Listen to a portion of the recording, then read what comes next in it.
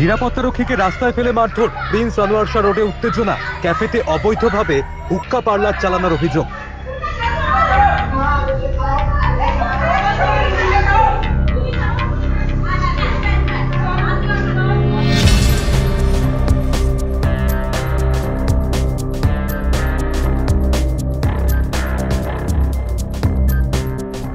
বাড়ির মালিক প্রতিবাদ করায় চড়াও, মালিককে না পেয়ে নিরাপত্তারক্ষীকে মার, পাল্টা বাড়িওয়ালার বিরুদ্ধে সরব ক্যাফে মালিক।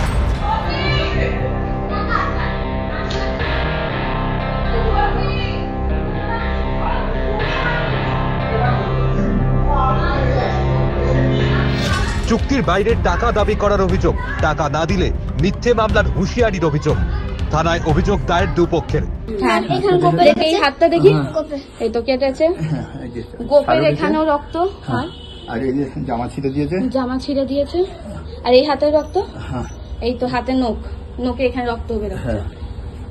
188/14 প্রিন্স আনোয়ার শাহ রোডে ক্যাফে লাগোয়া বাড়িতে স্থানীয় যুবকদের বিরুদ্ধে বাড়ির নিরাপত্তারক্ষীকে মারধরের অভিযোগ।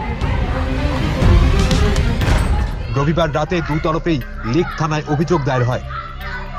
ক্যাফের মালিকের পাল্টা অভিযোগ, চুক্তি বহির্ভূতভাবে টাকা দাবি করছিল বাড়ির মালিক, দিতে রাজি না হওয়ায় তিনি বিভিন্ন মিথ্যে অভিযোগ তুলে সমস্যা সৃষ্টি করতে থাকেন।